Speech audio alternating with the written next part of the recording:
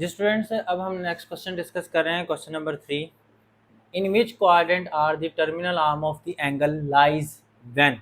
Question को पहले समझ लें कि इसमें क्या पूछा गया है। हमें कंडीशंस दी होंगी और पूछ ये रहा है कि इन गिवन कंडीशन के अकॉर्डिंग ये जो terminal arm of the angle theta है ना, वो किस क्वाड्रेंट में लाई कर रहा है। टर्मिनल आर्म की पूछ रहा है, इनिशियल आर्म की बात है नहीं कर रहा। तो इसको सोल्व करने के लिए, फाइंड आउट करने के लिए हम थ्योरेटिकल डिटेल्ड क्वेश्चन को सोल्व करते हैं कि किस तरीके से हमने बात करनी है। लेकिन उससे पहले एक छोटी सी ट्रिक जिससे हम फ़ौरन पहुंच जाएं इस बात तक कि हमने आंसर को कैसे सर्च आउट करना है। तो उसके लिए मैं यहाँ पर एक ट्रिक बताता होता हूँ स्टूडेंट्स को कि आपने ना ये कोऑर्डिनेट सिस्टम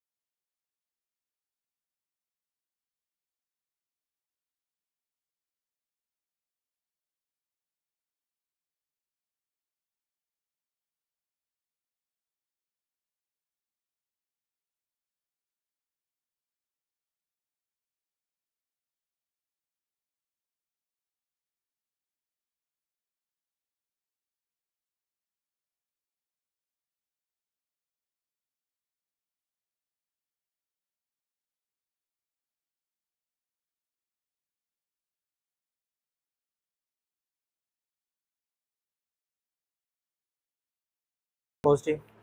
अब हम कोस के बारे में अगर देखते हैं तो कोस के बारे में सिंपली क्या है कि कोस पॉजिटिव कह रहा है। अब कोस पॉजिटिव है तो वो तो दो जगह पर होगा। एक तो फर्स्ट क्वाड्रेंट में चूंकि आल पॉजिटिव होते हैं इसलिए इधर पॉजिटिव होगा, और दूसरा कोस का ये सी लगा नजर आएगा तो हमारे पास इधर पॉजिटिव होगा। अब हमने देखना है कि ये जो हमने साइन लगाए हैं ये दो साइन किस क्वाड्रेंट में इकट्ठे हुए हैं। तो आपको देखने से पता चलेगा कि ये जो दोनों साइन हमने लगाए हैं ये हमारे पास Q4 में इकट्ठे हो गए। किस में इकट्ठे हो गए हैं? Q4 में। यही हमारे पास इस क्वेश्चन का आंसर है कि जो हमारा टर्मिनल आर्म है ना वो फोर्थ क्वाड्रेंट में होगा। ठीक है, अब इसको हम जरा थ्योरेटिकली कैसे लिखेंगे, वो कुछ ऐसे होगा कि हम लिखेंगे as sine theta is positive in Q1 and Q2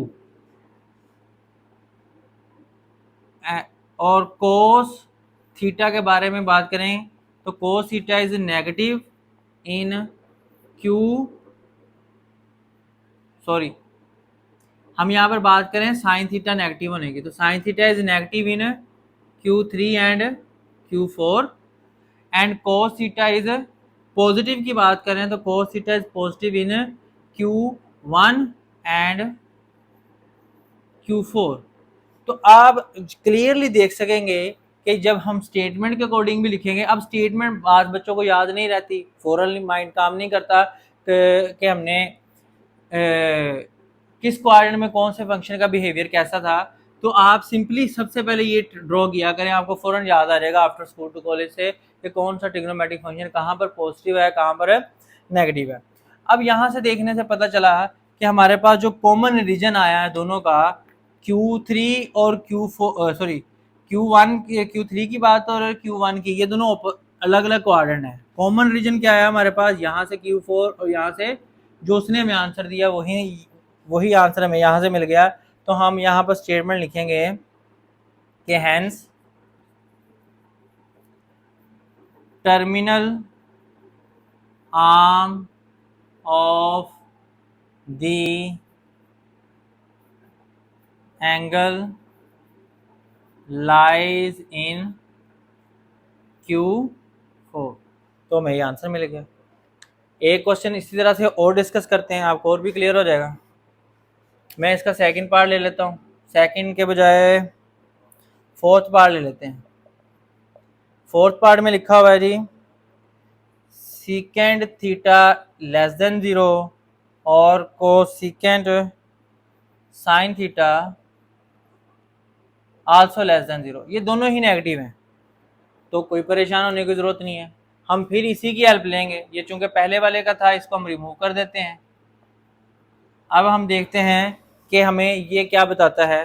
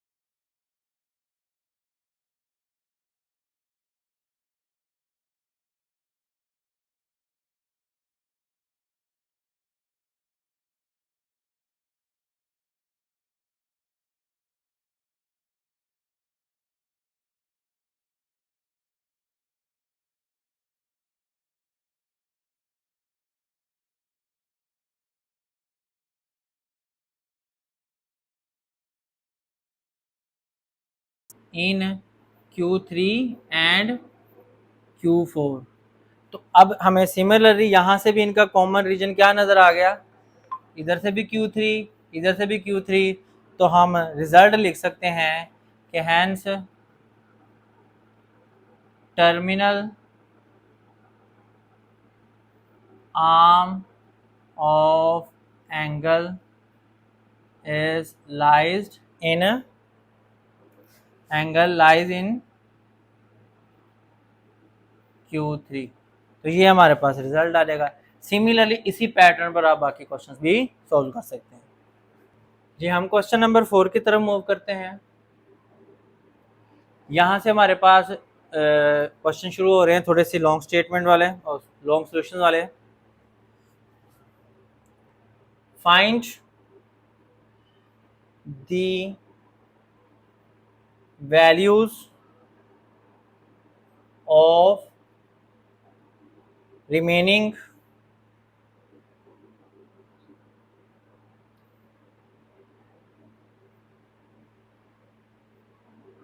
trigonometric functions. हमें कोई ना कोई ट्रिग्नोमेट्रिक फंक्शन की वैल्यू दी होगी और हमें बाकी तमाम, यानी कि अगर एक की वैल्यू दी है तो बाकी 5 ट्रिग्नोमेट्रिक फंक्शंस की वैल्यू हमें इसमें फाइंड करनी होगी। इसका एक पार्ट सॉल्व करते हैं जी। Sine theta is equal to 12/13, और इसके बारे में क्या कह रहा है, and terminal arm of the angle in quad 1। अब स्टेटमेंट समझ लेते हैं कि हमें तमाम ट्रिग्नोमेट्रिक फंक्शंस की वैल्यू फाइंड करनी है। गिवन हमारे पास है साइन थीटा 12/13 और साथ में हिंट दे रहा है कि जो टर्मिनल आर्म है ना वो फर्स्ट क्वाड्रेंट में है। तो जब जब भी टर्मिनल आर्म हमारे पास फर्स्ट क्वाड्रेंट में आएगा तो तमाम ट्रिग्नोमेट्रिक फंक्शंस के जो आंसर है वो हमारे पास पॉजिटिव आएंगे। तो यहाँ पर इसको सॉल्व करते हैं। गिवन हमारे पास क्या है, साइन थीटा 12/13। अब हमें पता होना चाहिए कि जो साइन थीटा है बेसिकली ये रेशो किसकी इक्वल होती है। साइन थीटा की जो रेशो है वो होती है हमारे पास परपेंडिकुलर ओवर हाइप के इक्वल। तो हम अपनी हेल्प के लिए अपने सोल्यूशन तक जल्दी पहुंचने के लिए यहाँ पर एक राइट एंगल ट्राइंगल ड्रॉ करते हैं इसको देखते हुए। तो यहाँ पर एक थीटा एंगल आ गया, यहाँ से परपेंडिकुलर की वैल्यू में 12 मिल गई, हाइप की वैल्यू में 13 मिल गई। तो पैथागोरस थ्योरम की मदद से बेस हम फाइंड कर लेते हैं। क्या आती है, यूजिंग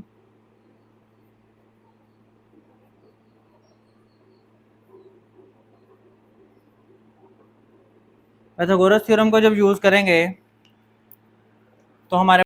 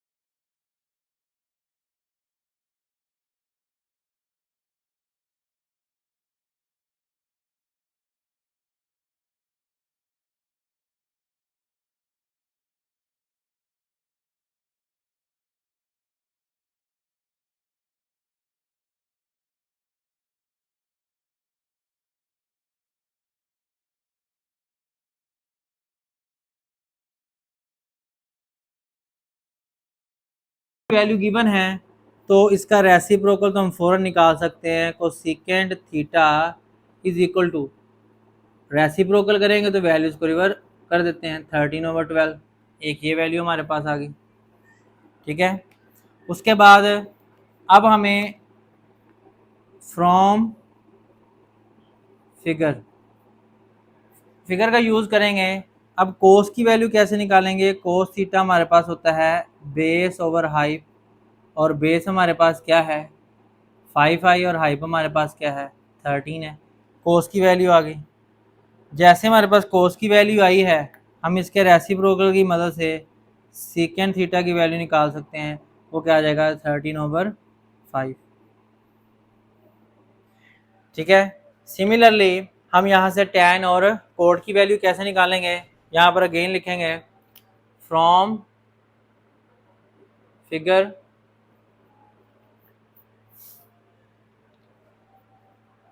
tan थीटा हमारे पास किसके इक्वल होता है? tan थीटा हमारे पास होता है परपेंडिकुलर ओवर बेस के, 12/5 आ जाएगा। तो यहाँ से कोड थीटा क्या आ जाएगा 5/12। यानी कि इस एक ट्राइंगल को बनाने के बाद इस गिवन डाटा के अकॉर्डिंग हम तमाम ट्रिग्नोमेट्रिक फंक्शंस की वैल्यू इस तरीके से एवेलुएट कर सकते हैं।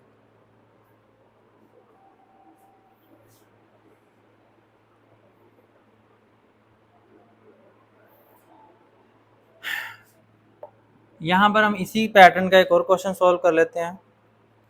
इसी का पार्ट नंबर 5 ले लेते हैं, इंपॉर्टेंट भी है।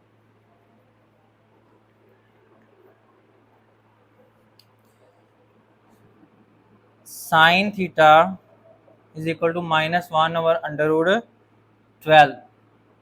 सॉरी 2 है, and terminal arm of angle is not in quad 3। अब यहाँ पर तो हमें पिछले क्वेश्चन में उसने मेंशन किया था कि क्वाड्रेंट 1 में है, तो क्वाड्रेंट 1 में तमाम ट्रिग्नोमेट्रिक फंक्शन पॉजिटिव होते हैं, पॉजिटिव ले लिए। यहाँ पर हम एक स्टेटमेंट भी मेंशन करते हैं कि यहाँ पर लिख लेते हैं थीटा लाइज इन Q1। चूँकि थीटा Q1 में लाई कर रहा था तो सारे के सारे वैल्यूज पॉजिटिव आ गए। अब यहाँ पर उसने कहा है कि साइन थीटा की वैल्यू नेगेटिव तो है, ये नेगेटिव वैल्यू दी हुई है, लेकिन नेगेटिव किस किस क्वाड्रेंट में होती है? वो यहाँ तो होगी थर्ड में या फोर्थ में। अब उसने मैं खुद ही मना कर दिया कि वो थर्ड में नहीं है, तो फिर अंडरस्टूड सी बात है कि थीटा किस क्वाड्रेंट में लाई करेगा? फोर्थ में। तो यहाँ पर हम स्टेटमेंट लिखते हैं given sine theta is equal to -1/√2 and theta lies इन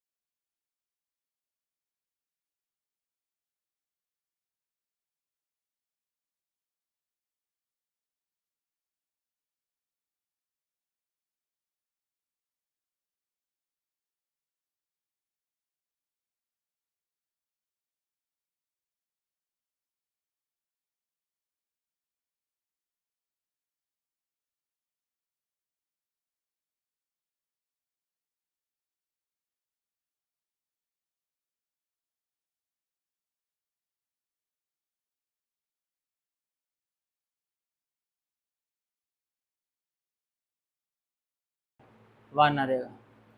ये हमें बेस मिल चुकी है, तो हम यहाँ पर एक स्टेटमेंट लिखेंगे फ्रॉम फिगर, और 1 बाय 1 तमाम वैल्यू निकाल लेंगे। क्योंकि साइन की वैल्यू हमें गिवन है तो सिमिलरली इसका रेसिप्रोकल भी निकाल लेते हैं। कोसेकेंट थीटा हमारे पास आ जाएगा -√2, और कोस थीटा हमारे पास बेस ओवर हाइप होता है, और बेस ओवर हाइप के अकॉर्डिंग हमारे पास बेस कितनी है 1 और हाइप कितनी है √2। अब यहाँ पर ध्यान रखना है कि हमारे पास हम फोर्थ क्वाड्रेंट में है, इसलिए फोर्थ में कोस पॉजिटिव ही दिया मैंने, और साथ में जब इसका रेसिप्रोकल लिखेंगे वो भी √2 वो पॉजिटिव आ जाएगा। अब tan की बात करेंगे तो tan फोर्थ क्वाड्रेंट में नेगेटिव होता है, तो उसकी वैल्यू लिखेंगे tan theta is equal to minus perpendicular base. तो माइनस परपेंडिकुलर कितना है हमारे पास 1 और बेस भी कितनी है 1, तो आंसर कितना आ जाएगा -1। तो कोड थीटा भी हमारे पास कितना आ जाएगा -1। इस तरीके से हम ये सारे रिजल्ट्स कैलकुलेट कर सकते हैं। स्टूडेंट हम सबसे पहले अभी डिस्कस करते हैं बहुत इंपॉर्टेंट लॉन्ग क्वेश्चन जो तकरीबन हर साल पेपर में आ जाता है। क्वेश्चन नंबर है 6।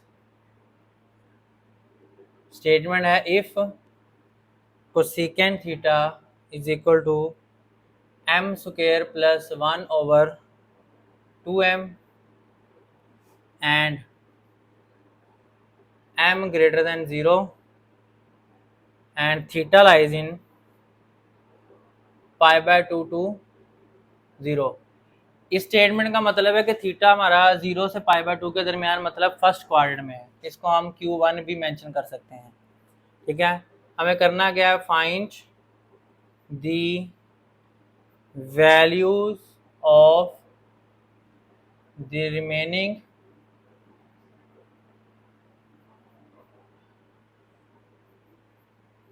Trigonometric function. हमारे पास स्टेटमेंट के अकॉर्डिंग कोसेकेंट थीटा दिया हुआ है, m के बारे में कहा है ग्रेटर देन 0 है, क्योंकि m एक अननोन नंबर था तो इसलिए उसकी कंडीशन मेंशन करनी ज़रूरी होती है कि m क्या है। m एक पॉजिटिव नंबर है, कोई भी हो सकता है, और थीटा उसने खुद ही हमें बता दिया फर्स्ट क्वाड्रेंट में। अब हमें रिमेनिंग ट्रिग्नोमेट्रिक फंक्शंस की वैल्यू फाइंड करनी है, तो हम स्टार्ट करते हैं।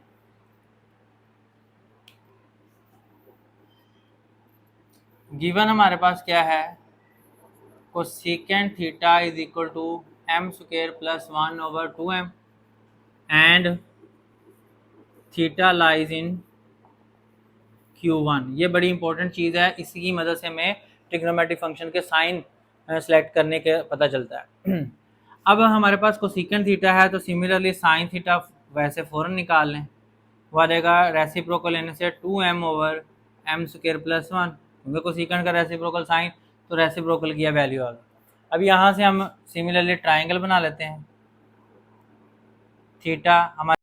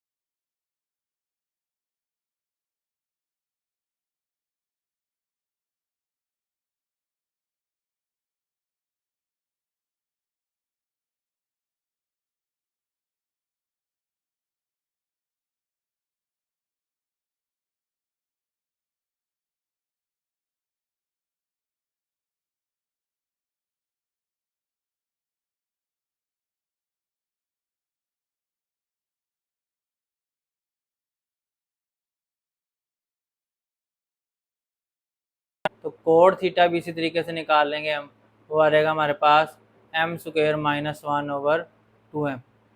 ये हमारे पास तमाम ट्रिग्नोमेट्रिक फंक्शंस की वैल्यू हमने इवेल्युएट कर ली।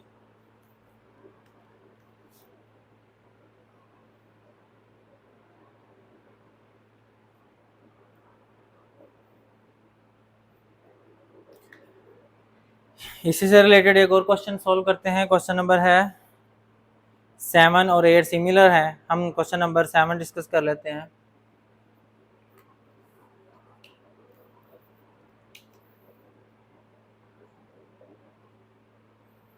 If tan theta is equal to 1/√7 and terminal arm of angle is not in Q3, find. हमें अब सारी ट्रिग्नोमेट्रिक फंक्शन की वैल्यू फाइंड नहीं करनी है, हमें फाइंड करना है ये फंक्शन जो गिवन है cosecant square theta minus secant square theta over cosecant square theta plus secant square theta. यानी कि इस क्वेश्चन में हमसे वो कह रहा है कि अगर आपको tan की ये वैल्यू गिवन है और थीटा थर्ड क्वाड्रेंट में नहीं है तो फिर इस फंक्शन की वैल्यू फाइंड करें। तो हम इसको सोल्व करते हैं। देखिएगा ज़रा, गिवन हमारे पास क्या है, tan थीटा इक्वल टू 1/√7। अब tan पॉजिटिव है, tan की वैल्यू क्या है, पॉजिटिव, और उसने खुद कहा है कि थीटा थर्ड में नहीं है, यानी कि थीटा थर्ड में नहीं है, tan थर्ड में पॉजिटिव होता है और उसने कहा थर्ड में नहीं है, तो फिर हम क्या कहेंगे कि थीटा लाइज इन Q1, क्योंकि tan या तो फर्स्ट में पॉजिटिव होगा या थर्ड में। फर्स्ट में क्योंकि ऑल ट्रिग्नोमेट्रिक फंक्शन पॉजिटिव होते हैं और थर्ड में tan पॉजिटिव होता है। उसने मेंशन कर दिया कि थीटा थर्ड में नहीं है, तो फिर किस में होगा, फर्स्ट में होगा। तो अब हमने सिर्फ ये दो वैल्यूज फाइंड करनी है, कोसेकेंट और सेकेंड की, और उसके बाद इस फंक्शन को फाइंड करेंगे। तो डायग्राम बना लेते हैं। tan होता है perpendicular over base, high find करेंगे तो h स्क्वायर इक्वल होता है p square plus b square. तो p की वैल्यू हमारे पास आ गई 1 और ये आ जाएगा √7 स्क्वायर, तो हमारे पास 1 + 7 आ गया, ये टोटल आ गया 8 h स्क्वायर। h की वैल्यू क्या मिल गई, √8। अब हम यहाँ पे लिखेंगे फ्रॉम फिगर, हमें सिर्फ अब सारे ट्रिग्नोमेट्रिक फंक्शन की वैल्यू नहीं चाहिए इस क्वेश्चन में, हमें इसको इवैल्यूएट करना है। तो सिर्फ कोसेकेंट और सेकेंट की वैल्यू निकालेंगे। तो कोसेकेंट हमारे पास क्या आएगा,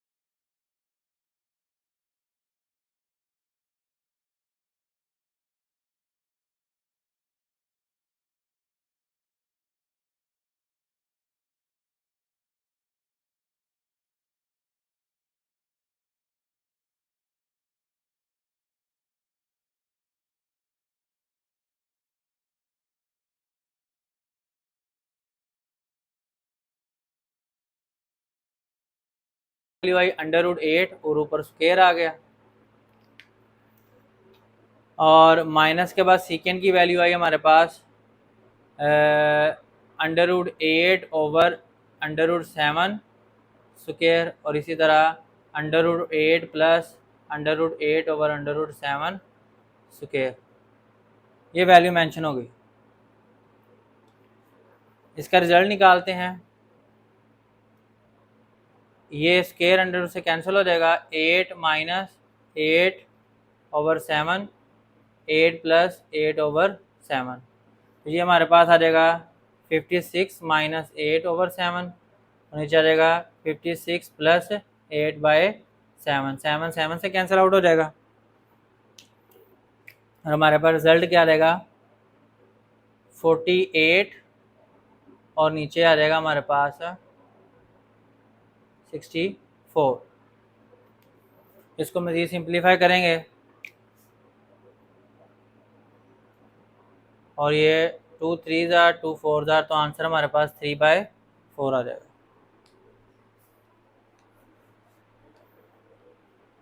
जी ये स्टूडेंट्स हमारे पास ये एक्सरसाइज 9.2 विद कंप्लीट सोल्यूशन, और इसमें हमने हर किस्म के MCQs type, short question type और लॉन्ग क्वेश्चन टाइप तमाम डिस्कशन की है। तो होप सो आप लोगों के लिए बहुत फ्रूटफुल और हेल्पफुल होंगे। Thank you.